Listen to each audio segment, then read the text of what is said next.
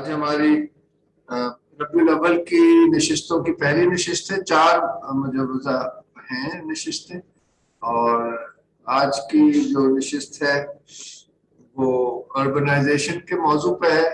اور اس کا منطق یہ ہے کہ حضور کی تعلیمات کی روشنی میں آج کے مسائل کو دیکھا جائے. تو کامل صاحب اربنائزیشن کو دیکھ رہے ہوں گے. کل انشاءاللہ ہمارے دوست ہیں رضوان اللہ خان، وہ ایکالوجی کو دیکھیں گے، اور پرسوں سید عزیر عبداللہ قادری جو ہے وہ اکنامکس کو دیکھیں گے، اور چوتھے دن جسٹن مجذوب صاحب انگلینڈ، مصطفیٰ مجذوب انگلینڈ سے سائنس کو دیکھیں گے.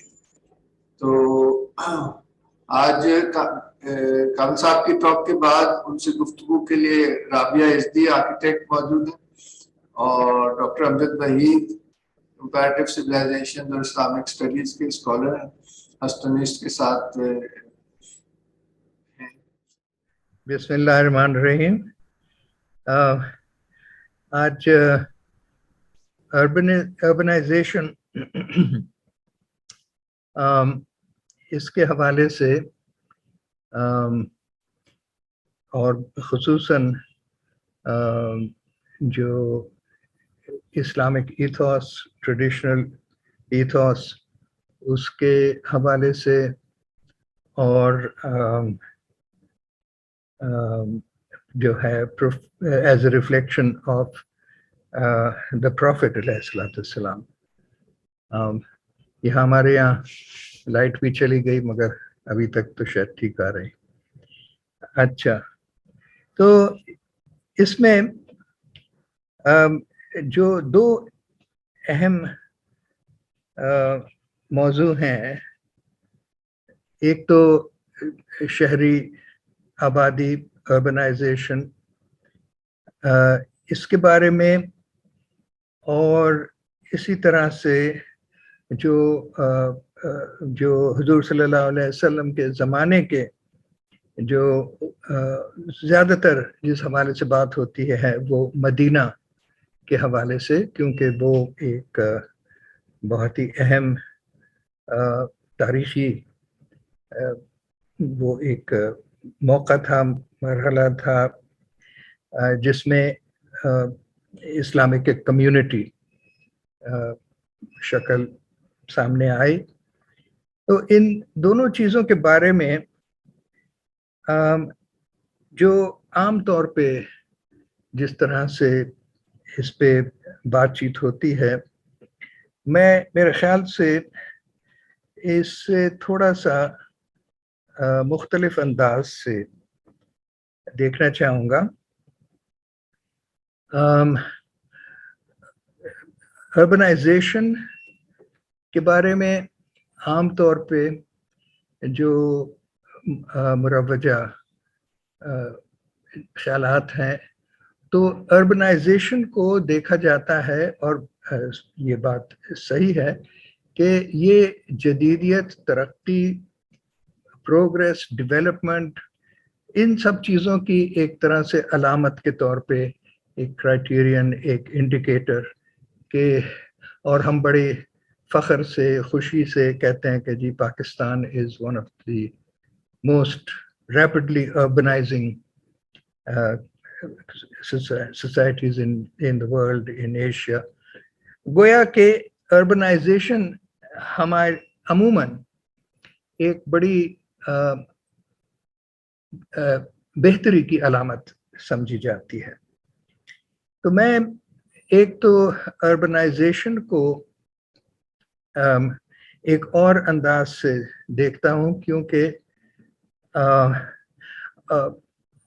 اور وہ جو جس نظریے سے میں اس کو دیکھوں گا وہ ہے نارمیلٹی کا یا نارمیٹیو کرائٹیریا.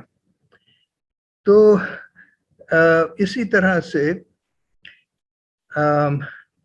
جب لوگ مدینہ کی کمیونٹی کی بات کرتے ہیں تو اس میں 2 چیزیں ہوتی ہیں. ایک تو یہ کہ ہم ان تاریخی واقعات اور وہ جو حقائق ہیں ان کو بھی ہم جدیدیت کی روشنی میں دیکھتے ہیں اور ان میں سے تلاش کرتے ہیں کہ کہاں کہاں سے ہم ثابت کر سکیں کہ دیکھیے مدینہ کی جو کمیونٹی تھی، جو سٹی اسٹیٹ تھا، وہ ایک جدیدیت کے جو بعد میں نظریات اور عام ہوئے یا جدیدیت کی ترقی کی طرف، وہ بہت ہی ابتدائی قدم تھے اور جس میں کہ ہم نے اسلام نے پہل کی اور ایک مشعل راہ. تو میں جو پروفیٹک دور تھا حضور صلی اللہ علیہ وسلم کے زمانے کو بھی ایک خاص کانٹیکسٹ میں دیکھنا چاہوں گا، اور اربنائزیشن بذات خود اس کو بھی ان دونوں چیزوں کو نارملٹی ایک اس کرائٹیرین میں دیکھنا چاہوں گا. تو اور پھر یہ دیکھیں گے کہ یہ مختلف ادوار میں، کیونکہ جو حضور صلی اللہ علیہ وسلم کے زمانے کا دور تھا، وہ اس سے پہلے بھی انسانی تاریخ کی ایک طویل تاریخ گزری ہے، اور اس کے بعد کی بھی تبدیلیاں اور دوسرے ادوار جس میں ہم بھی رہ رہے ہیں. تو سب سے پہلے تو یہ کہ نارمیٹو سے میرا کیا مراد ہے. تو یہ ایک تو نظریات کے حوالے سے اس کا تعلق ہے کہ آپ کا نظریہ حقیقت کے بارے میں آپ کا کیا نظریہ ہے، اور اس نظریے کے مطابق آپ انسان کا رشتہ دنیا کے ساتھ اور خالق کائنات کے ساتھ، یہ رشتے کیسے آپ متعین کرتے ہیں، کس طرح سے ان کو سمجھتے ہیں، دیکھتے ہیں.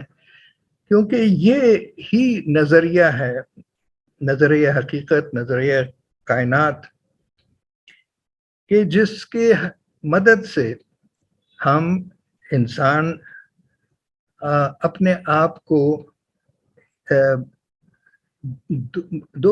یہ دنیا اور خالق کے ساتھ جو رشتہ تعلق، وہ ریلیشن شپ میں انسان اپنے آپ کو پلیس کرتا ہے.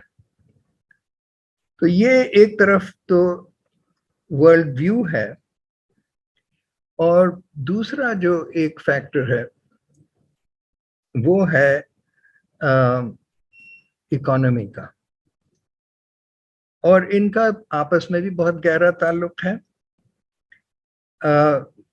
کیونکہ کسی بھی معاشرے میں جو انسان کے اعمال ہوتے ہیں، کس طرح سے وہ اپنے ماحولیات کے اوپر اثر انداز ہوتا ہے، اس کا تعلق ایک طرف تو اس کے نظریہ حقیقت ہے، اپنے آپ کو ماحول، دنیا کی نسبت میں کس طرح اپنے آپ کو دیکھتا ہے، کیا رشتہ ہے. اور دوسری یہ کہ اسی نظریاتی فریم ورک کے حوالے سے اس کے اعمال میں، یعنی وہ تعلق صرف ایک نظریاتی نہیں بلکہ عملی تعلق ہوتا ہے.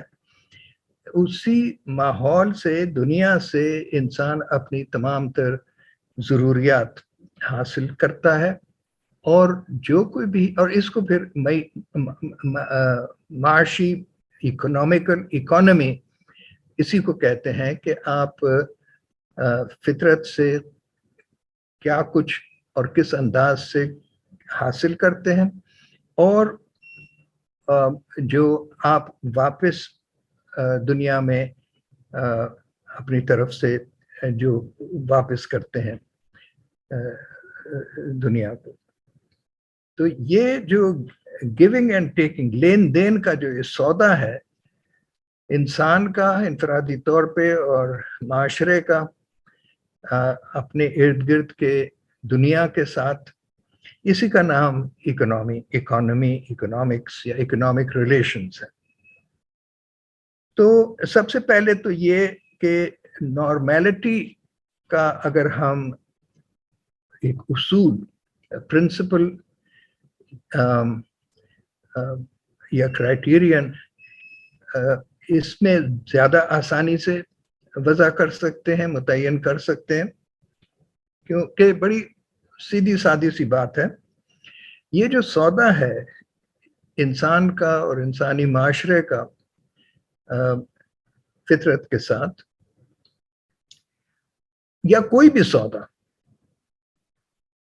ये अगर बराबरी का हो या जितना आप लेते हैं उतना ही आप वापस भी दें, तो इस सौदे में कोई किसी को नुकसान नहीं होता। और इस नौइयत का जो लेन देन है ये पायदार रह सकती है।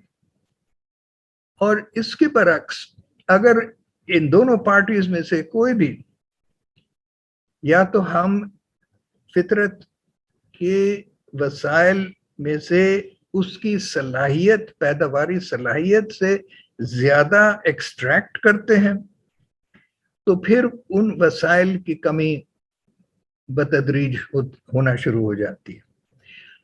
और ये गैर मुसावी जो लेन देन का सौदा है, ये देर पा मुमकिन ही नहीं।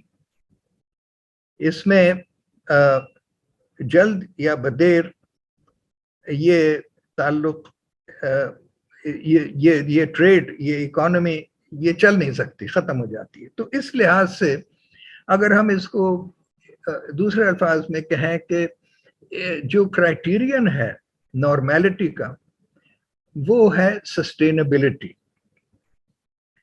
तो अगर आपकी इकोनॉमी और इकोनॉमिक रिलेशन एनवायरनमेंट के साथ ऐसे हैं कि आप जो लेते हैं और देते हैं उससे नुकसान नहीं होता, कमी नहीं वाक़ होती, तो ये सस्टेनेबल एक ताल्लुक बरकरार रह सकता है। वगरना समथिंग हैज़ टू गिव, और वो फिर कायम नहीं रह सकता। सो सस्टेनेबिलिटी एक बड़ी सादा और वाज़े कसौटी है, क्राइटेरियन है, जिसके एतबार से हम कह सकते हैं कि ये एक नॉर्मेटिव रिलेशन है, इकोनॉमिक रिलेशन, या ये अनसस्टेनेबल है। तो इस हवाले से हम अगर इंसान की तारीख को देखें तो वाज़े तौर पे हमें 4 कम से कम अदवार नजर आते हैं। और इसमें एक है दौर जिसको आप कह लें फितरी दौर, नेचुरल, या जिसको मैं कहूँगा कि सही मानों में ये जो जिसमें लेन देन फितरत के साथ ये नेचुरल थी, गोया आप नेचर से बराह रास्त अपनी तमाम तर ज़रूरियात हासिल करते थे, और जो लेते थे वही उतना ही वापस एनवायरनमेंट को भी आप बख्श देते थे। तो ये एक नॉर्मेटिव रिलेशन था। और ये इसका जो मुमकिन था, ये एक hunting, gathering and herding economy में मुमकिन था। तो ये एक पहला दौर है, इसको आप नेचुरल या नॉर्मेटिव इपॉक कह लें। उसके बाद एक जो पहली तब्दीली आती है वो है ज़राअती पैदावार का जो एक इनकलाबी तब्दीली आती है। तो इंसान उसी फितरत से अपनी ज़रूरियात से बढ़ के पैदावार हासिल कर लेता है। तो ये एक क्वालिटेटिव क्वांटिटेटिवली एक मेजरेबल फर्क आता है। तो ये दूसरा इपॉक जो है, इसको मैं कहूँगा अग्रेरियन सोसाइटी कह लें। मैं प्रेफर करता हूँ कि सिविलाइजेशन, मुहज़्ज़िब दौर, तहजीब का दौर। और जी मैं ये कहने वाला था कि अगर हम हजूर के दौर से ही शुरू कर लें। जी, मैं उसी तक आना चाह रहा हूँ कि ये जिस दौर में हुजूर सल्लल्लाहु अलैहि वसल्लम मौजूद थे इस दुनिया में, वो ये दूसरा दौर था, पहला नहीं था। यानी वो दौर था मुहज़्ज़िब दौर, जिसमें शहरी आबादियां वगैरह बनना शुरू हो गई थी और ज़राई एतबार था से पैदावार होती थी। इसमें ज़रूरियात से बढ़ के इंसान हासिल तो कर लेता था, लेकिन ज़मीन की पैदावारी सलाहियत से तजावुज़ नहीं कर सकता था उस तरीक़े पैदावार से। तो ये एक थोड़ा सा फर्क तो आया, लेकिन ये फिर भी सस्टेनेबल एक इकोनॉमी थी, क्योंकि आप ज़मीन की पैदावारी सलाहियत से बढ़ नहीं रहे। दूसरी जो बड़ी तब्दीली आती है वो सनती दौर से। सनती ज़राए पैदावार से इंसान के पास वो ज़राए आ जाते हैं कि जिसमें वो कुदरत से, फितरत से न सिर्फ अपनी ज़रूरियात से ज़्यादा, बल्कि फितरत की पैदावारी सलाहियात से भी ज़्यादा वो उसमें से एक्सट्रैक्ट कर सकता था।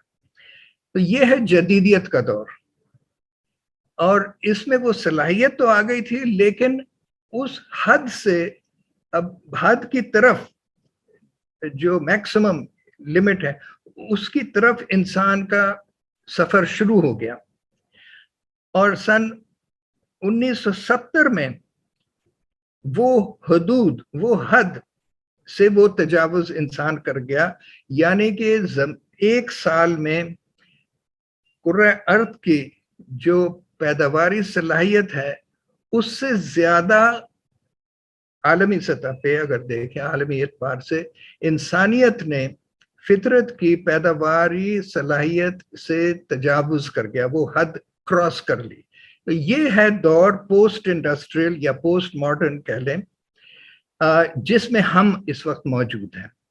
तो मैं पहली तो एक नक्शा आपके सामने अदवार का, और इस नक्शे में हम कहाँ हैं और हुजूर सल्लल्लाहु अलैहि वसल्लम का दौर किस दौर में था, ये एक अहम बात है।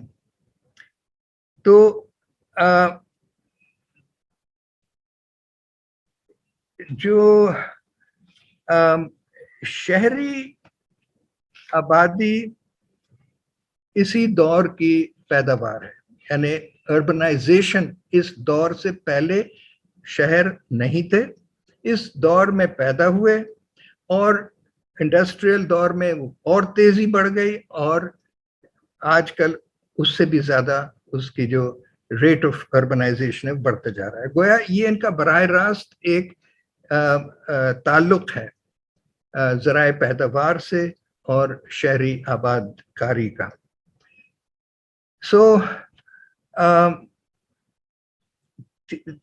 تیسری بات یہ کہ نارمیلٹی کے حوالے سے اور شہری اربنائزیشن کے حوالے سے جو واقعات اب ہم دیکھنا چاہتے ہیں کہ روایتی اسلامک روایت کے حوالے سے اس کو ہم کس طرح دیکھیں.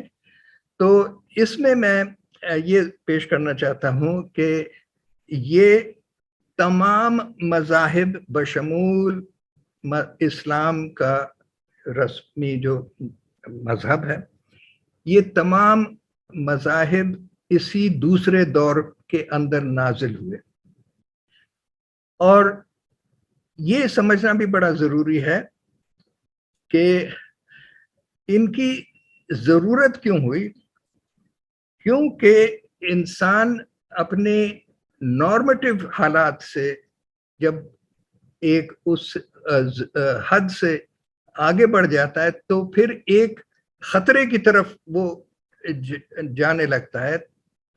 تو ضرورت ہوتی ہے کہ اس کی رہنمائی کے لیے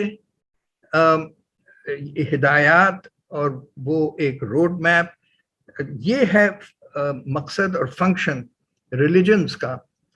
اور ان میں جو آخری ریویلڈ ریلیجنز میں اسلام ہے، تو جو بھی ہدایات ہمیں ملتی ہیں اسلام میں بھی اور دوسرے مذاہب میں بھی، اس میں بہت کچھ ہے شہریت اور شہری آباد کاری اور ان چیزوں کے حوالے سے. تو لیکن یہ سمجھنا کہ ہم نے اربنائزیشن کو اچھی چیز ہے اور اس کی طرف ہی جانا ہے، یہ جو سویلائزیشنز، تمام سویلائزیشنز، ان کے نزدیک یہ جو تبدیلی انسان نے قدم اٹھائے، یہ بہتری کی طرف نہیں لیکن بہت ہی خطروں کی طرف لے جانے والی ایک تبدیلی تھی. چنانچہ تمام مذاہب، تمام روایات، ان کا جو تصور تھا اس میں وہ گزرا ہوا زمانہ، ماضی کی طرف دیکھتے تھے کہ وہ آئیڈیل تھا، یا کہہ لیں کہ وہ نارم تھا اور ہم اس سے بھٹک گئے ہیں، اور کس طرح سے واپس اس نارم کو حاصل کرنا. یہ بنیادی طور پہ جو بیانیہ تھا تمام مذاہب کا، کہ انسان نے کوئی غلطی کری ہے اور اپنے معمول نارمیٹو کیفیت سے وہ بھٹک گیا ہے، تو کس طرح سے واپس وہ کھویا ہوا مقام حاصل کرے. جو انگریزی میں لفظ ریلیجن ہے، وہ آپ کو پتہ ہے، ریلیجیو وغیرہ، اس کا مقصد ہی یہ ہے کہ وہ جو رشتہ ٹوٹ گیا خالق کے ساتھ یا فطرت کے ساتھ، اس کو کس طرح سے دوبارہ بحال کیا جائے. اب جو ایک اور میں تھوڑی سی تصویر آپ کے سامنے رکھنا چاہتا ہوں کہ ہم جو سویلائزیشنل دور، اس دور سے پہلے کو میں کیوں نارمیٹو کہتا ہوں، تو آپ یہ اگر ذرا سا ذہن خیال رکھیے کہ انسان کی تاریخ 3 لاکھ یا 5 لاکھ سال کی ہے. جو زرعی تبدیلی، زرعی انقلاب وجود میں آتا ہے، یہ 5 سے 9 ہزار سال قبل کے زمانے سے. تو اگر اس دیکھیں کہ نارمل، اور اس کے بعد جو جدیدیت کا دور ہے، وہ جیسے آپ کو پتہ ہے وہ تو چند 100 سال کا ہے. اور جس دور میں ہم اس وقت ہیں پوسٹ ماڈرنسٹ، یہ بمشکل 70 سال کا دورانیہ. لیکن عام تصور جو ہے ترقی اور اربنائزیشن کے بارے میں، کہ یہ اب انسان اپنی نارمل کیفیت میں پہنچا ہے، اور انسان کی جو ڈیسٹنی ہے وہ ہے فطرت پہ قابض ہونا, حکمران ہونا, کنٹرول کرنا, اور بہتری اور ترقی اسی کو کہتے ہیں. اور انسان کی جو ڈیسٹنی ہے وہ ultimately to become the master of the universe, ایک یہ تصور ہے. اور اس کے پس منظر میں, تناظر میں, اربنائزیشن اس ترقی کی علامت ہے, تو ہم بڑے خوش ہوتے ہیں اس پہ. لیکن اگر حضور صلی اللہ علیہ وسلم بلکہ تمام مذاہب کا نظریہ اس کی طرف دیکھیں تو اس میں وہ وارننگز ہیں, خبردار کیا جاتا ہے.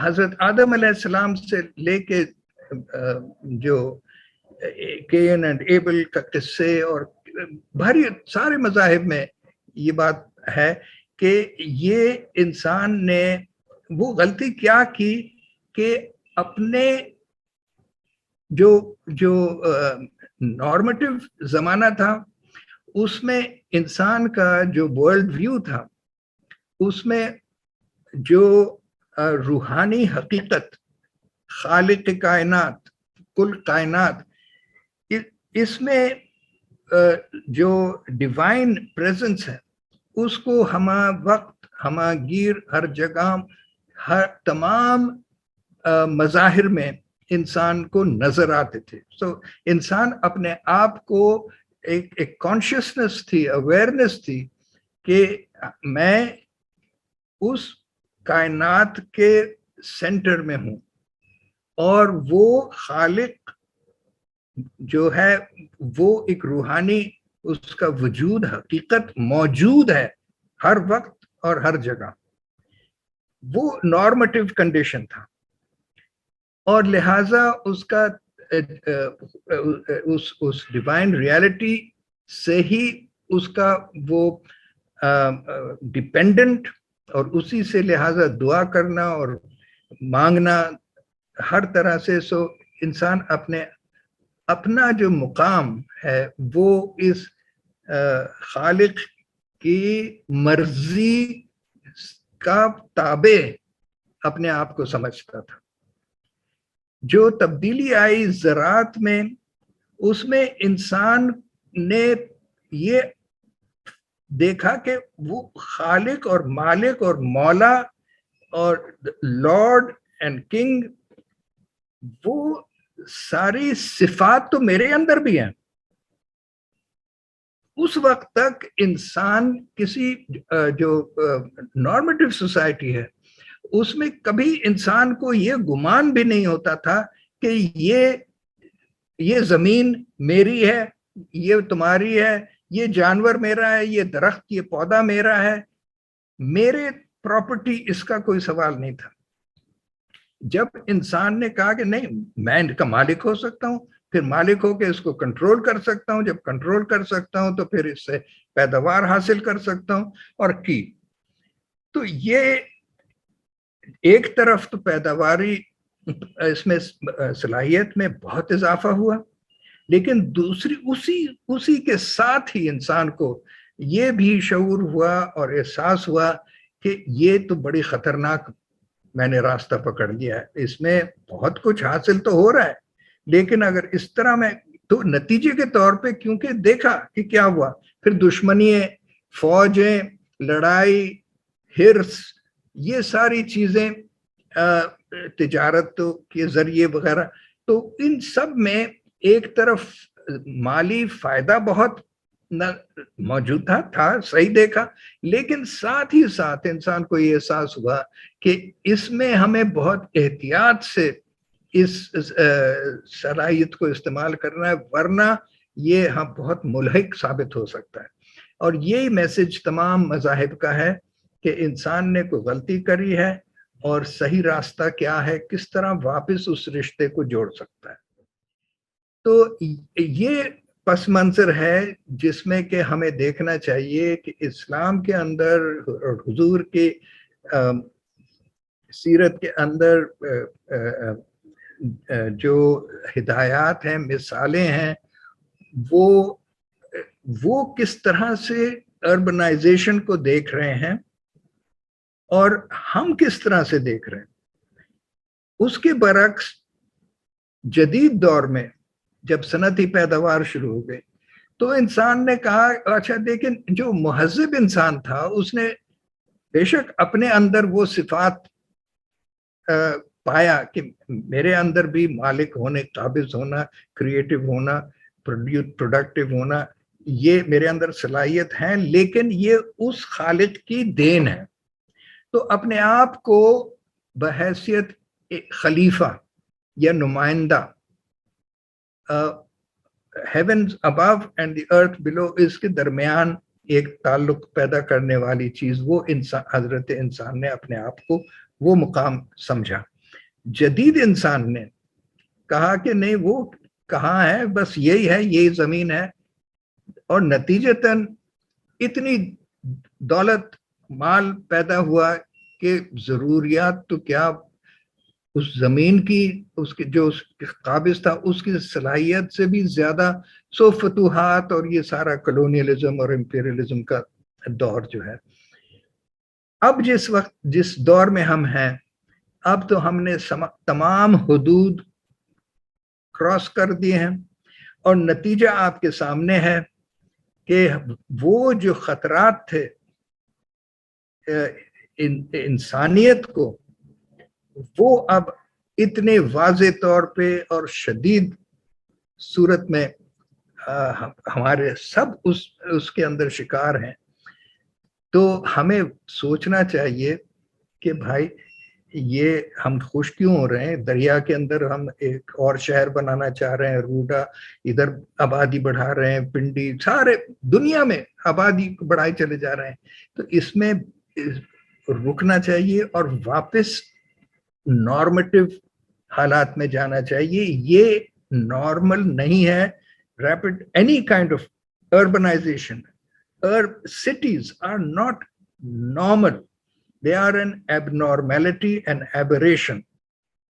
اور اگر آپ دیکھیں کہ اگر اس نظریے سے تھوڑا آپ غور کر کے دیکھیں تو وہ بات نہیں ہے جو تمام اربن پلانرز اپنی ساری چیزوں کا اس جملے سے کہتے ہیں کہ جی cities are the engines of economic growth.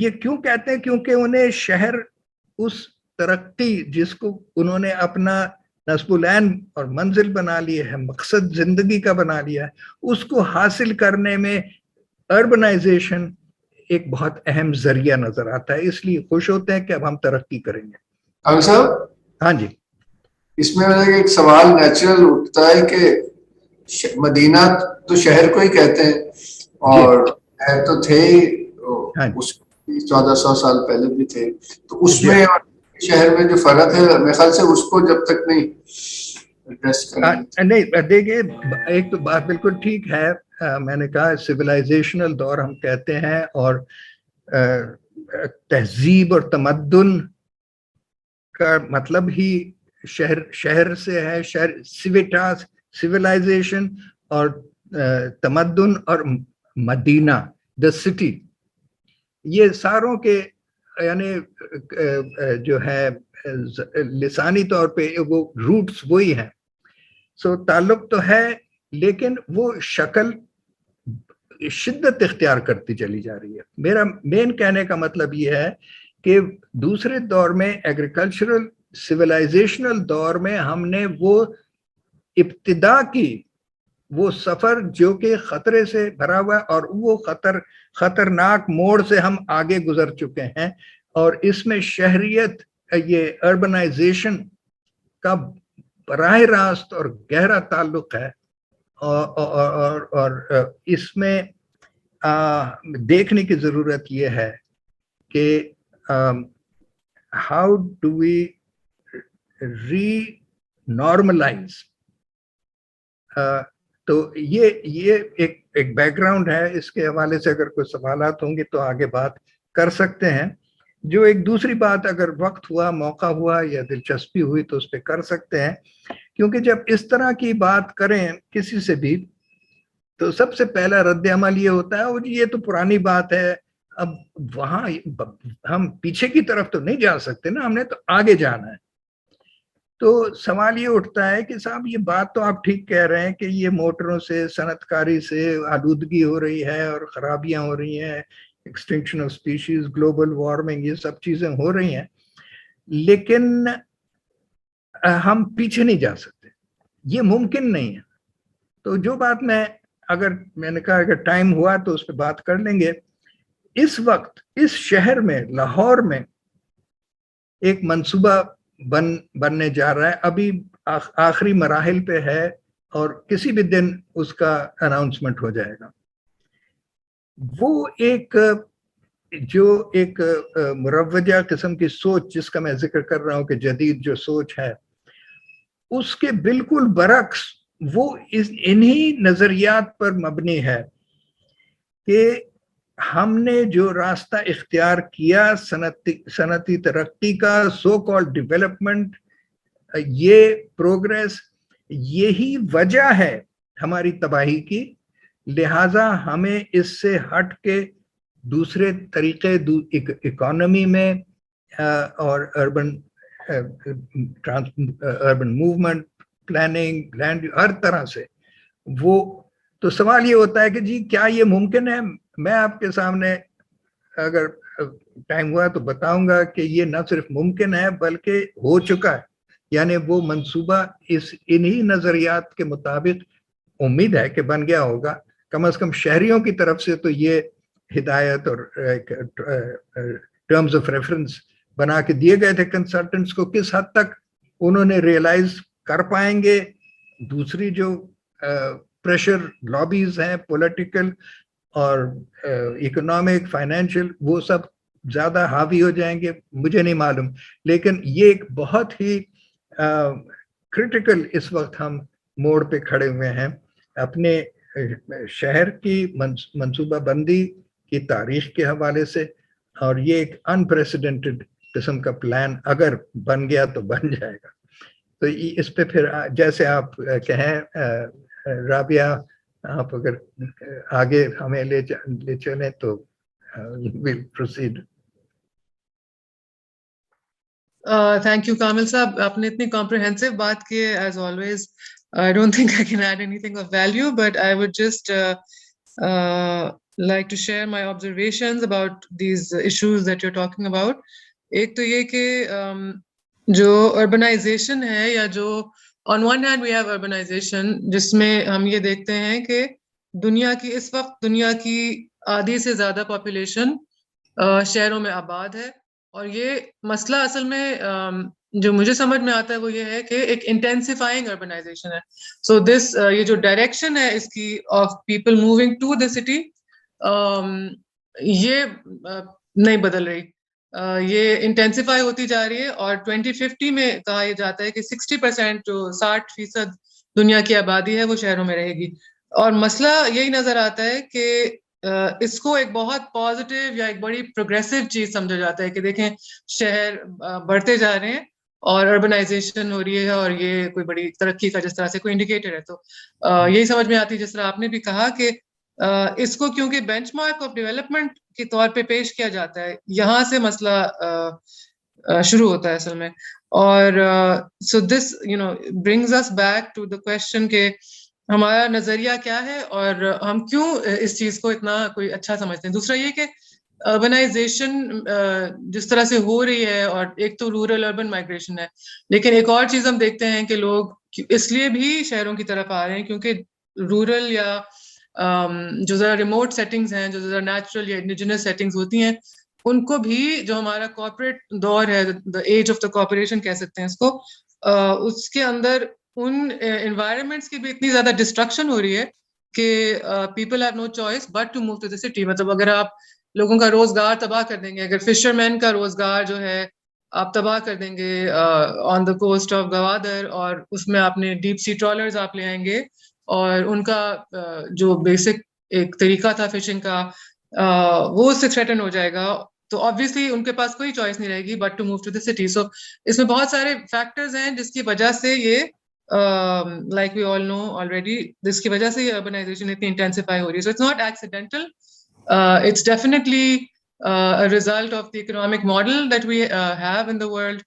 اور یہ اس کا بھی نتیجہ ہے کہ اس اکنامک ماڈل کے اندر کون سی انکویسچن چیزیں ہیں جو اس کے نتیجے ہیں جو کافی نیگیٹو امپیکٹ رکھتے ہیں لوگوں کے اوپر. سو یہ تو ایک بات تھی. اور دوسرا یہ سمجھ میں آیا آپ کی بات سے جو آپ مدینہ اور میثاق مدینہ کی تھوڑی سی بات کر رہے تھے کہ what is the leading question for any city or any settlement or any human entity to exist. تو فیئرنیس کا جو سوال ہے کہ فیئر عدل کس طرح سے پیدا کیا جاتا ہے, آئی تھنک یہ والا سوال جو ہے یہ بہت مطلب گم چکا ہے بیسکلی ہمارے دور میں. اور مسئلہ یہ ہے جس طرح سے آپ نے کہا نارمیٹو والی بات ہے کہ we take it as common sense, جو ڈیوڈ ہاروی بھی کہتے ہیں اپنی رائٹنگز میں کہ neoliberalism has become the common sense way we see the world. And that is problematic because یہ تو بڑی نئی سی چیز ہے نا, یہ پچھلے 200 سال کی ہسٹری ہے یہ نیو لبرلزم کی, کیپٹلزم کی, لیکن ہمیں دکھایا یہ جاتا ہے, ہمیں سمجھایا یہ جاتا ہے کہ یہی ایک نیچرل طریقہ ہے. And this is the problem, and this is what Kamil Saab very interestingly put into context, کہ اگر ہم کانٹیکس میں دیکھیں, ہیومن سیولائزیشن کے کانٹیکس میں دیکھیں تو یہ بالکل بھی ایک کامن سینس چیز نہیں ہے, بلکہ یہ ایک سرٹن پیراڈائم ہے جس کو ہم اڈاپٹ کر کے اور فالو کر رہے ہیں. So that's that's the one thing I would say for now. اور آپ if anybody else wants to, Kamil Saab, please, آپ you would like to continue. بس میں آپ کے ان کچھ ریمارکس کے بارے میں ایک دو باتیں کہوں گا کہ یہ جو انٹینسیفائنگ آپ نے کہا رجحان ہے کہ دیہاتی علاقوں سے شہروں کی طرف لوگ جا رہے ہیں, اس کے جہاں اور بہت سارے محرکات ہیں, ایک بہت بڑا جو میگنیٹ ہے وہ یہی ہے کہ جتنی پیداوار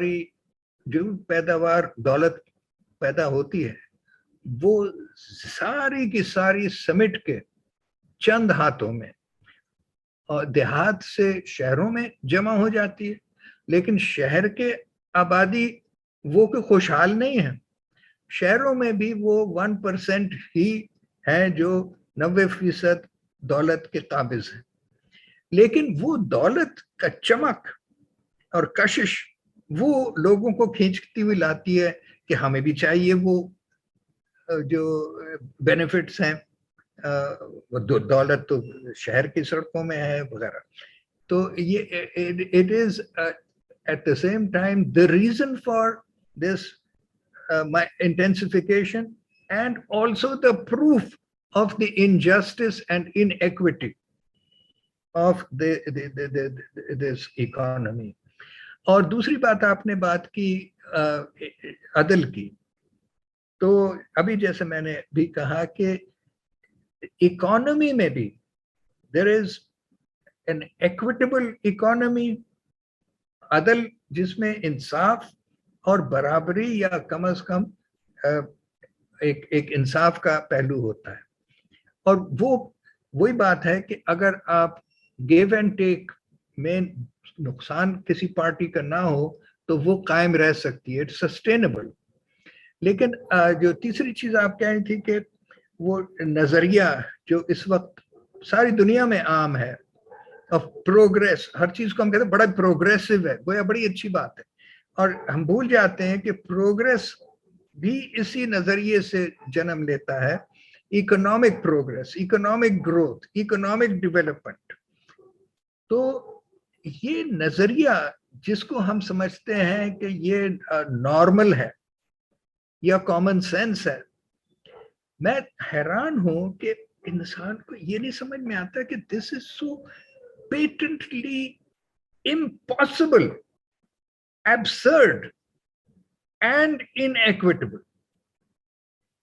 یعنی it is not possible کہ آپ زمین سے اس دولت نکالتے چلے جائیں, ممکن نہیں ہے.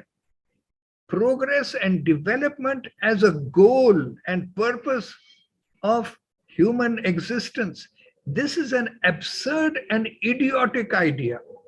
But this is what is driving the whole of the world to its own destruction.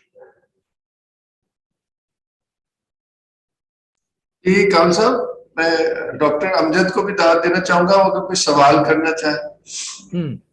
या कमेंट करना चाहिए। अस्सलाम वालेकुम जी। कमल साहब, जैसे अभी आपने वाजे किया कि एग्रेरियन जो फेज थी और दौर नबी सल्लल्लाहु अलैहि वसल्लम उसी दौर में था, और मदीना का जो शहर है, शहर मदीना या मदीना ही कह लें, वो भी शहर के लफ्जों में, तो वो तो उसी फेज में था। फिर एक बड़ी शिफ्ट की तरफ आपने जो इशारा किया, उसको मॉडर्निटी की शिफ्ट या इंडस्ट्रियलाइजेशन का जो फेज आया, एग्रेरियन से जो शिफ्ट हुई, तो ये एक तहजीबी सतह पे यकीनन एक नई वेव थी जिससे ये जन्म लिया। तो लेकिन तैमूर साहब ने जैसे एक इशारा दिया कि वो अगरचे उसको मदीना कह रहे थे, वो शहर ही था, सिटी ही था, लेकिन अपनी नेचर के एतबार से वो बाद में पैदा होने वाली जो अर्बनाइजेशन के नतीजे में जो सिटी डेवलप हुई उससे किस तरह मुख्तलिफ था।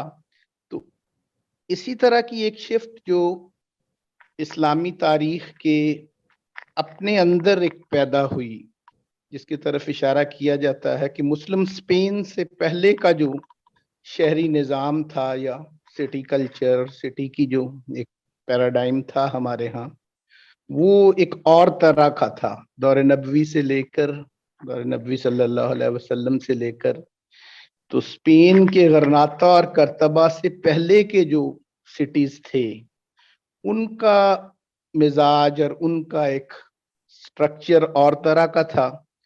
और फिर बाद में गरनाता और करतबा में आकर एक और तरह का एक शहरी निज़ाम भी पैदा हुआ। और उसकी मिसाल जैसे दी जाती है कि पहले का जो एक सिटी का मामला था या टाउन्स का मुस्लिम वर्ल्ड में, वो कस्बाती शहर थे, अपने मिजाज में वो कस्बे थे, वो क्योंकि आसपास मुस्लिम विलेजेस थे और उन्हीं का एक सेंट्रल यूनिट जो था, एक कस्बा जो था, वही एक सिटी के तौर पे ग्रो करता था।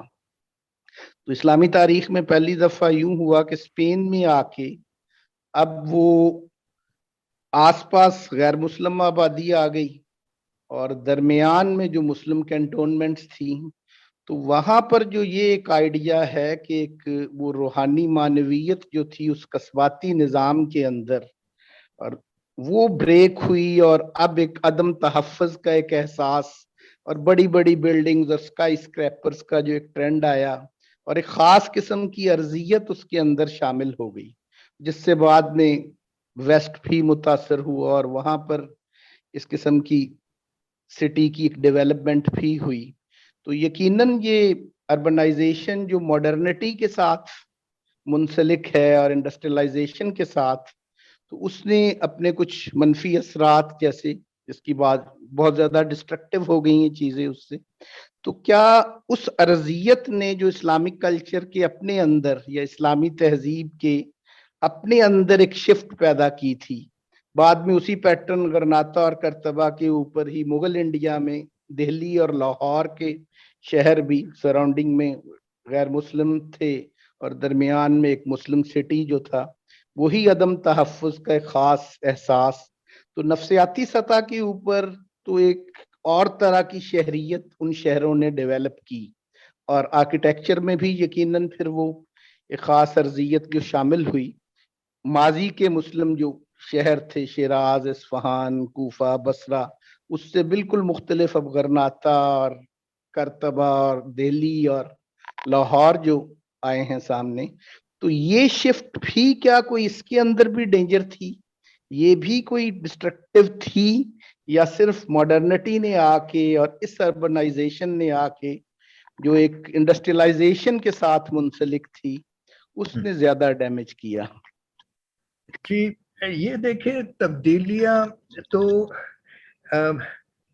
शहर की आबाद होने के साथ ही जो खतरात हैं वो उस फिनोमिनन के अंदर इंटेग्रली मौजूद होते हैं। The seeds ऑफ करप्शन वो साथ लेके आती है। और उसकी सीधी सादी वजह है कि शहर न सिर्फ वाफिर ज़राई पैदावार की वजह से वो वजूद में आते हैं, और उन्हीं शहर के मरकज बनने की वजह से ताकत का भी मरकज, फिर फौज का भी मरकज, तिजारत का भी मरकज, और उसकी वजह से मजीद दौलत मरकूज होती है शहरों के अंदर। तो ये एक एक्सपोनेंशियल एक्सेलरेशन का एक सिलसिला शुरू हो जाता है। और इसकी इस्लामी तारीख में भी और तमाम तवारीख में आपको ये मिलेगा कि बिल्कुल इब्तिदाई अदवार में जब फतूहात और एक एम्पायर इस्लामिक बन रहा था, उस वक्त से ही बिल्कुल यानी immediately after the prophetic period, जो खुलफाए राशिदीन के फौरन बाद जो गवर्नर्स और कॉन्करर्स और सब, इनमें जो करप्शन और डिजेनरेशन, ये शहर जो दौलत की वजह से ही पैदा होते हैं, वो प्राइड और डिजायर और ये सब चीजें वो लेके आता है। तो ये खतरात और ये वाकयात बिल्कुल इब्तिदाई अदवार में भी, जब ये बद्दू अरब्स, नोमैड्स, हर्डर्स, इन्होंने जाके शहरों में रहना शुरू किया, और यही किस्सा आपके जो इस्लामिक स्कॉलर जिन्होंने सोशियोलॉजी पे, इब्न खल्दून, उन्होंने भी यही थीम का बुनियाद बनाया है, ये सारी प्रोसेस, हिस्टोरिकल प्रोसेस को, कि ये साइकिल्स आते हैं कि जो नोमैड्स हैं वो ज़्यादा एनर्जेटिक होते हैं, फतूहात हासिल करते हैं, मगर शहरों में जब आबाद हो जाते हैं तो फिर करप्शन शुरू हो जाती है, हत्ता कि फिर दोबारा जो नोमैडिक कबीले वगैरह, वो फिर उनको रिफॉर्म करने के लिए उनका तख्ता उलट देते हैं। तो ये चक्कर चलता रहता है। तो ये बिल्कुल शहरी आबादियत का लाजमी और मलजूम हिस्सा ही है, उसके साथ ही साथ होता है, इसको आप इससे बच नहीं सकते। लेकिन ये इन चीज़ों के बारे में जो उस वक्त के जनरेशन्स थे वो फिर भी कॉन्शियस थे, और बहुत कुछ लिखा, बहुत सा लिटरेचर भी मौजूद है, मोबाइल से अहकामात, कवानीन, ये सब उन चीज़ों से बचने के लिए। लेकिन अब तो हमने उनको भी खैरबाद कर दिया है कि जी अब तो मकसदी दौलत कमाना ही मकसद है, और वो जो नॉर्मेटिव कंट्रोल्स थे उनको हमने कहा कि कोई ऐसी चीज होती ही नहीं नॉर्मेटिव। वैसे एक कांसेप्ट, एक बात ये मैं ऐड करना चाह रहा था कि एक तरह से देखें तो जो पोस्ट इंडस्ट्रियलाइजेशन जो है ना, वो बहुत बड़ा वाटरशेड है। मेरे ख्याल से पिछले शहरों का तो जिक्र भी नहीं बनता इसकी तबाहकारी के सामने। तो मेरे ख्याल से फिर फोकस हमारा जो है ना वो डिस्टॉर्ट हो जाएगा। यहाँ हम ये बात करना चाह रहे हैं कि पोस्ट इंडस्ट्रियलाइजेशन और अब जो हाइपर कैपिटलिज्म का दौर है, इसने इंसानियत के वजूद को यकीनन खतरे में डाल दिया है। और बहुत पूरी दुनिया में जो बहुत से इंटेलेक्चुअल्स और सोचने समझने वाले लोग ये कहते हैं कि ये अब मुमकिन नहीं रहा, इस डगर पे चलना ही यानी कि फिजिकली मुमकिन नहीं है। You need 2.5 Earths to sustain the speed of development at which we are going, which means that's not possible. तो मेरे ख्याल से it may be more pertinent to focus on where we are today. अभी हमारा इतना बड़ा जो सैलाब आया है वो तो इमीडिएट हमारा इसी की यानी कि जो क्लाइमेट चेंज है और क्लाइमेट क्राइसिस है वो डायरेक्टली रिलेटेड है इंडस्ट्रियलाइजेशन से। तो मेरे ख्याल से इस तनाजुर में, इस क्राइसिस में हमें पुराने शहरों की तो वो तो बड़े इसके मुकाबले में कोई खराबी नहीं पेश कर रहे थे, क्योंकि वो मशीनों से बने ही नहीं थे, इंसानी हाथों से बने थे। करप्शन तो इंसान के नेचर में है ना, हम उसकी शायद बात कर रहे हैं। और सही जी, ऐड करना चाहते बोले। بس یہی میں اس کا تھوڑا سا بیلنس آپ کو آپ بالکل صحیح کہہ رہے ہیں. اور یہ جیسے میں نے کہا ڈاکٹر آپ نے بھی کہا کہ یہ جو سلسلہ ہے خرابی کی طرف یہ تیز سے تیز تر ہوتا چلا جا رہا ہے اور اس میں کوانٹیٹیو میجربل جو ہے واٹر شیڈز آئے ہیں اور بنیادی بڑے واٹر شیڈز یہی ہیں. ایک وہ دور تھا پری انڈسٹریل, اس میں وافر دولت تو تھی لیکن وہ ایک حد سے زیادہ ممکن نہیں تھی اور وہ اس کی نوعیت پھر شہروں کی ان کے کلچر کی ہر چیز میں ایک فرق آتا ہے بنسبت انڈسٹریل اور پھر اس سے بھی زیادہ پوسٹ انڈسٹریل. اس وقت تو اتنی یعنی شدت اختیار کر گیا ہے کہ اس کے مقابلے میں جو فیوڈل سٹیز تھیں, ٹریڈنگ سٹیز تھیں, سینٹرز تھے, وہ تو they appear to be like کیا کہنا چاہیے آئیڈیل کئی لحاظ سے اور بہت کئی اعتبار سے. مثلا مشینی پیداوار نہ ہونے کی وجہ سے آپ کے پاس کمیونیکیشن موٹرائز میکینیکل کمیونیکیشن نہیں تھا. It was by foot by animals. تو اس طرح کی پولوشن ممکن نہیں تھی شہروں کے اندر اور پھر اس تیز رفتار گاڑیوں کے ہونے سے پھر آپ کی پوری شہروں کی پلاننگ ہی بدل جاتی ہے. تو یہ ایک چیز دوسرے میں فیڈ کرتی چلی جا رہی ہے اور ہر قدم کے ساتھ وہ شدت جو ہے وہ لیپس اینڈ باؤنڈز بڑھتی چلی جا رہی ہے.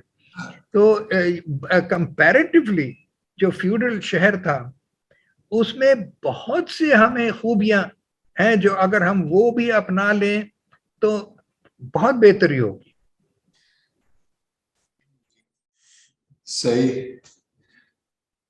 میرا اصل میں خیال جب ہماری بات ہوئی تھی اس میں مجھے یہ لگا تھا کہ ہم لاہور کا خصوصاً جو آج مسئلہ ہے کہ ایک انسسٹینیبل شہر بن چکا ہے اور اس کے پیچھے سب یہ کچھ ہے جو آپ نے بتایا ہے کہ جس جگہ پہ جا رہے ہیں اور اوپر سے اس کی جو لگ تو یہی رہا ہے کہ اس کی پلاننگ بھی کافی نہ ہونے کے ہی برابر ہے. اس کی کسی بھی حوالے سے دیکھیں تو سسٹینیبل نہیں ہے. اور آپ نے شاید یہ کہا تھا کہ اس مسئلے کا حل آپ نے اس طرح پیش کیا تھا کہ اگر ہم پروفیٹک ماڈل کو دیکھیں یا اس زمانے کو دیکھیں سسٹینیبل لیونگ کے حساب سے تو وہ اصول جو ہیں وہی ہماری سروائیول کا موجب ہو سکتے ہیں. تو پھر آپ نے کہا تھا کہ مگر لوگ کہتے ہیں کہ وہ کیسے ہو سکتا ہے آج کی دنیا میں. تو اس پہ آپ نے کہا تھا کہ جو ابھی لاہور کا ماسٹر پلان بن رہا ہے 2050 کا غالباً اس میں انہی اصولوں کو آج کے کانٹیکس میں اپلائی کر کے دکھایا جا رہا ہے. تو مجھے لگا کہ یہ ہماری ٹاک کا شاید محور اور فوکس جو ہے وہ تھا. تو اس لیے میں کہہ رہا تھا کہ ہم ذرا ادھر ادھر بھی نکل گئے. نہیں بالکل ٹھیک ہے. اور میرے خیال سے اگر آگے دیکھتے ہوئے ہم دیکھیں کہ کون سی اس میں سے ٹیک اوے لیسن کیا ہو سکتا ہے تو وہ یہی ہے کہ جو اگریرین بیسڈ اکانومی اور فیوڈل سٹیز تھیں وہ پھر بھی سسٹینیبل تھیں. میں نے جیسے کہا وہ ایک لمٹ سے آگے اس مینز آف پروڈکشن میں ممکن نہیں تھا. بہت خرابیاں تھیں لیکن پھر بھی سسٹینیبل تھی. سو بہت ساری سسٹینیبل اربنزم ممکن ہے اگر ہم ان کو ہی اپنا نمونہ ایک ماڈل بنا لیں. تو یہ ہاں سو یہ بالکل ہونا چاہیے.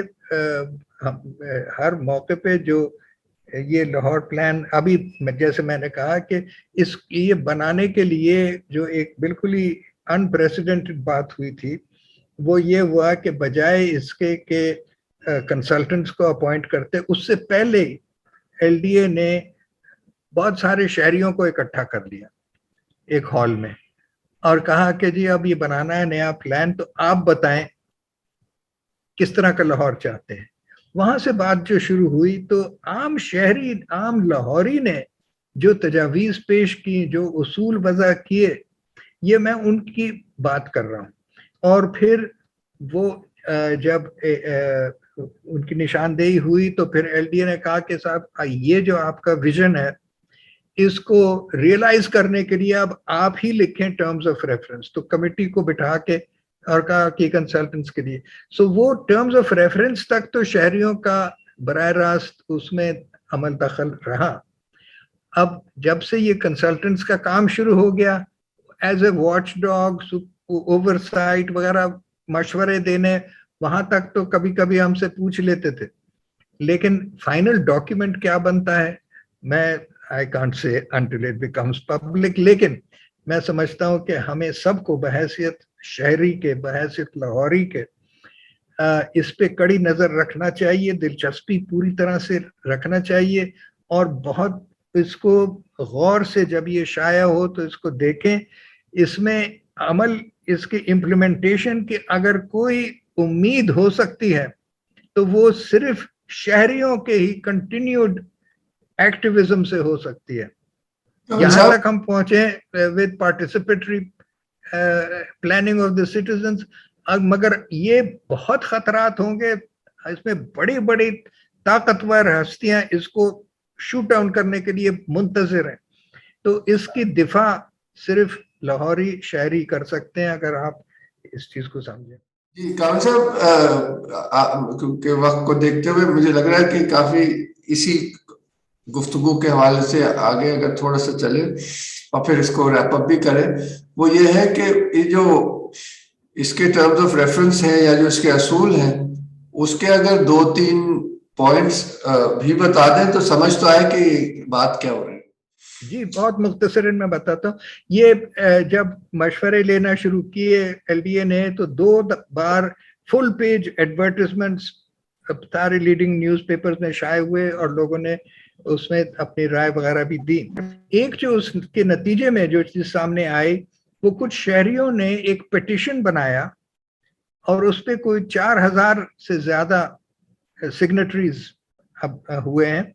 وہ پھر ایل ڈی اے اور کنسلٹنٹس کو انہوں نے بھیج دیا.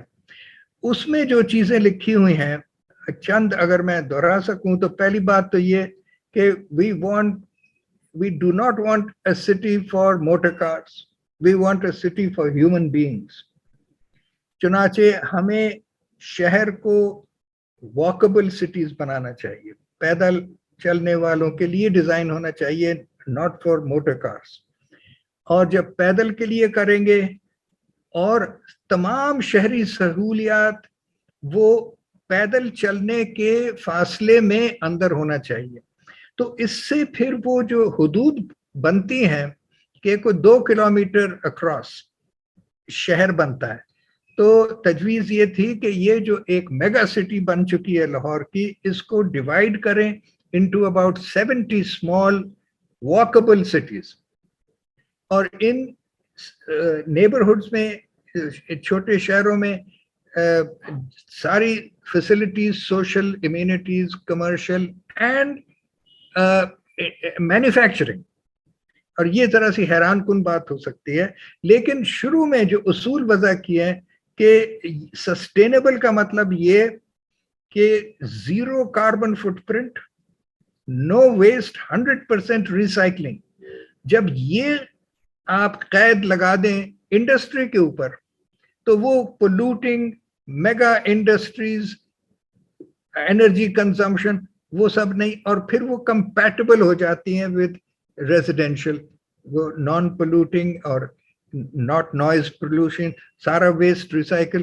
سو اس قسم کی ہینڈی کرافٹس اور کاٹیج انڈسٹری وہ لازمی بھی ہے, تو مگر وہ پھر انٹیگریٹڈ لینڈ یوز. سو یہ نہیں کہ یہ انڈسٹریل زون ہے, یہ ریزیڈینشل زون ہے, یہ ایڈمنسٹریٹو ایجوکیشن سٹی, یہ سائنس سٹی, یہ آئی ٹی سٹی, یہ نہیں ہے.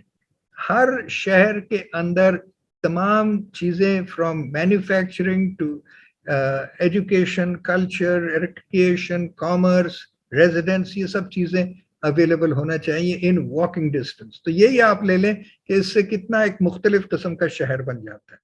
جی بہت زبردست، میرے خیال سے یہ بہت ضروری تھا. اب وقت کو دیکھتے ہوئے آخر میں اگر میں مشیل اجاز جو ویسے تو آرکیٹیکٹ ہیں مگر ابھی آڈینس بنی ہوئی ہے، تو ایز آڈینس آپ کو رسپانس یا سوال کرنا چاہیں. السلام علیکم. Thank you, Kamal Saab, very much for this very enlightening talk. Just a comment, generally because ابھی آج کل میں خود کام کر رہی ہوں سٹی ماسٹر پلانس پہ، اسپیسیفکلی گلگت بلتستان میں. تو جو آپ نے باتیں کہی ہیں ساری وہ بہت زیادہ آئی تھنک ریلیونٹ اس کانٹیکسٹ میں ہیں. لائک آپ نے بات کی کہ ہم تو پہنچ چکے ہیں، لاہور تو کافی آگے نکل چکا ہے in terms of construction and industrialisation. But I'm working in Skardu aajkal. So Skardu is still relatively safe from these disastrous effects, and we're trying we stop that from happening and to a certain extent reorient the ways in which they live. And वही बात है कि हम local manufacturing, local produce, walkability, which is all part of their tradition, all part of their culture, کو encourage کریں. تو your input ایک تو ہمیں ایک ملتی ہے حوصلہ ملتا ہے کہ چلو ہم جو چیزیں کر رہے ہیں at least there some backing to it. But also ایک کنسرن ہمیشہ رہتا ہے and I think across the world ہم نے دیکھا ہے ان آل دیز سٹیز اور کمیونٹیز جو تھوڑی شیلٹرڈ رہی ہیں، جیسے ہم بھوٹان کی ایگزامپل لے لیں یا انڈیا میں کچھ جگہیں، eventually the capitalist model manages to infiltrate and it exploits their identity and it capitalizes on even this fact that it's a local indigenous community. So wo jo uski essence thi of naturally inherently being original, wahi uski ek matlab ki kamzori ban jati hai, because that starts becoming a means of exploitation and capital gain. So is pe agar aap ko koi comment ho to I would really appreciate. نہیں Michel, بات آپ جو کہہ رہی ہیں بالکل سران صحیح بات ہے، حقیقت ایسی ہی ہے.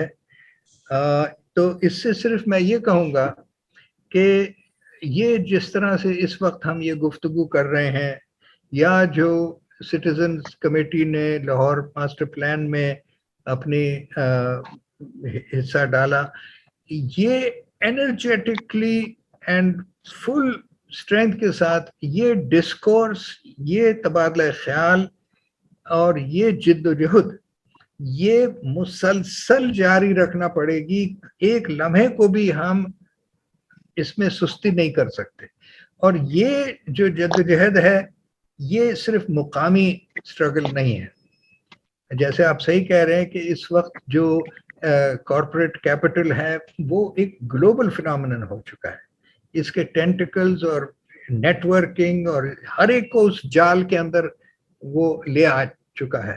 اس سے اب بچنا اگر ناممکن نہیں تو بہت ہی مشکل ہے. لیکن اس کا یہ مطلب نہیں کہ ہم چپ کر کے بیٹھ جائیں.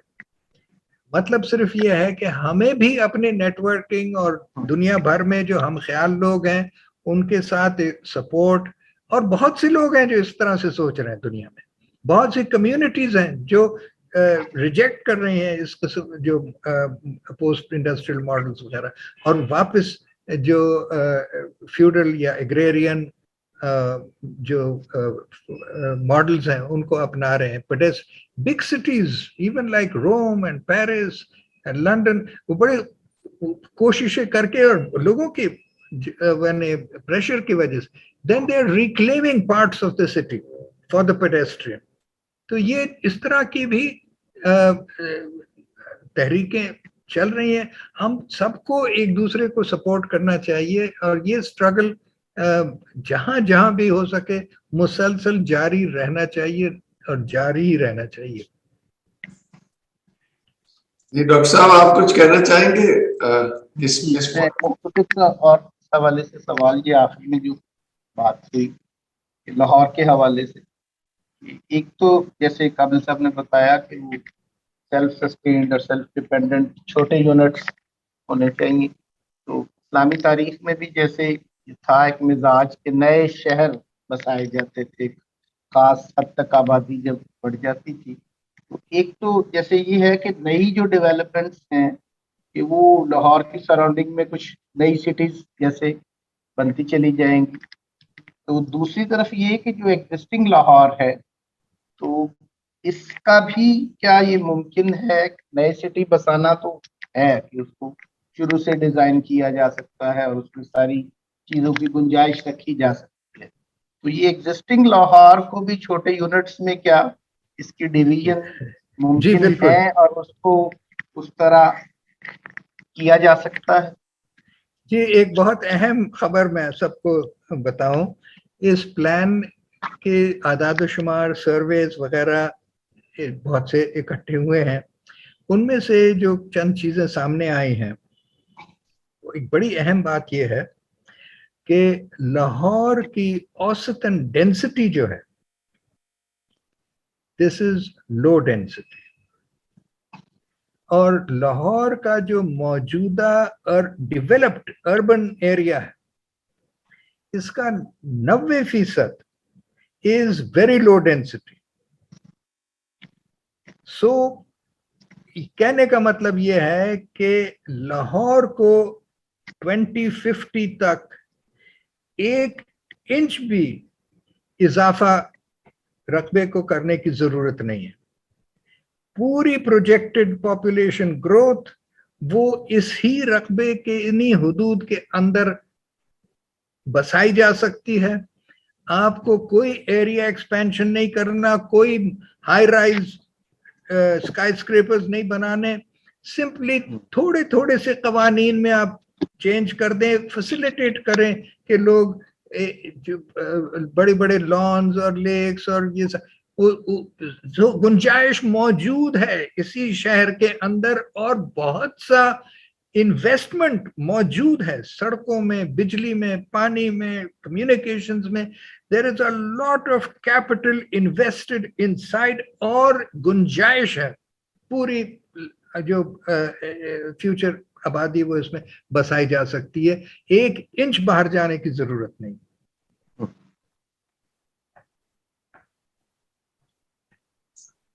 جی ماشاءاللہ، بہت ہی سیر حاصل گفتگو رہی ہے. وہ کہ شاید یہ اس موضوع سے ہے لکھ کے نہیں، مگر اور کہ یہ ہے کہ ہمارے جو جس طرح سے ہم نے شہر بنا دیا ہے، اس میں آپ نوٹ کریں تو جانور بھی ہم نے خارج کر دی، جو بہت ہی غیر فطری سا لگتا ہے. ہمارے بچپن کے لاہور میں ٹانگے بھی تھے، گدھے بھی تھے وغیرہ وغیرہ. تو یہ بھی ایک ہمیں اب تو کیا ہے کہ چڑیاں بھی ختم ہو گئی ہیں، طوطے بھی مر گئے ہیں، جگنو بھی ختم، یعنی کہ بڑا سیریس کرائسس ہے. خیر یہ تو ہم سب شاید جانتے ہی ہیں، مگر میرے ذہن میں آیا آپ کی باتوں سے کہ اگر ہم انسانوں کی طرح رہنا دوبارہ شروع کر دیں تو یہ چیزیں بھی واپس آ جائیں گی، کیونکہ بہت ضروری ہے ہمارے زندگی کے لیے بھی. اور اچھا، یہ بات حال میں کووڈ کی وجہ سے جو ریسٹرکشنز آئیں، اس میں بہت سے لوگوں نے، ساری دنیا سے یہ آئے خبریں کہ لوگوں نے یہ نوٹ کیا کہ جس چیز کو ہم سمجھتے تھے ممکن ہی نہیں، وہ 2 ہفتے اس لاہور میں یہاں بیٹھے ہوئے ہم نے دیکھا 2 ہفتوں کے اندر آسمان تو واپس نیلا ہو گیا، چڑیوں کی آوازیں آنے لگی، سورج کی روشنی تبدیل ہو گئی، اور ایک لیول آف نوائز کم ہو گیا. یعنی یہ سب چیزیں، یہ ڈیمونسٹریشن تھا، فطرت ہمیں بتا رہی ہے کہ یہ ہو سکتا ہے، اس میں کوئی مشکل نہیں ہے. تو یہ امپاسبل نہیں ہے، it can be done, has been done. جی یہ بہت ہی میرے خیال سے خوبصورت بات ہے اور سچی بات ہے، اور ایک طرح سے آئینہ ہم سب کو، پوری دنیا کو دکھایا گیا. تو اس پہ اگر میرے خیال سے وقت پورا ہو چکا ہے. جی ڈاکٹر صاحب کچھ کہنا چاہ رہے ہیں؟ جی تیمور، اس پہ مزید ایک چیز، ایک تو جیسے یہ ماڈل آپ نے کہ لاہور کا ایک نیا پلان جس کی بات کر رہے ہیں ہم، تو ایک یہ کہ کیا اس سے کوئی براڈر پلان پہ بھی جایا جا سکتا ہے کہ کوئی لاہور سے جو اربنائزیشن ہو گئی ہے جن وجوہات کی بنیاد پر، اتنی مطلب لوگ باہر سے آ گئے ہیں جو ادھر، ان کے واپس جانے کے بھی رستے کھل جائیں اور اس سے بھی وہ دوبارہ یہ سارا کچھ اور آسان ہو جائے. تو جی یہاں پر جیسے جی یہ بھی زیر بحث آیا پلاننگ پروسیس میں. اور ایک جو بہت شروع میں سٹیزنز کمیٹی نے فیصلہ کیا کہ صاحب یہ آپ کیا ہم سے کہہ رہے ہیں کہ لاہور کا ماسٹر پلان بنائیں. لاہور تو سسٹینیبل ہی نہیں ہے, کوئی شہر سسٹینیبل نہیں ہے, یہ تو پیراسائٹس ہوتے ہیں بغیر ہوسٹ ریجن کے. تو کمیٹی نے پہلا کام تو یہ کہا کہ جی ہم ماسٹر پلان فار لاہور ہم نہیں بنانا, ہم نے پہلے ایک regional plan for division Lahore بنانا ہے, کیونکہ سارا دانا پانی لاہور جس پہ زندہ ہے وہ ایک وسیع تر علاقہ ہے. تو اس کی پلاننگ کے بغیر لاہور کے اوپر مسکا لگائے چلے جاؤ, چمکائے جاؤ, یہ ٹھیک نہیں. دوسری بات یہ کہ اس ریجن میں ایک میگا سٹی لاہور نہیں ہے, بلکہ اس کے اندر 49 شہری آبادیاں ہیں.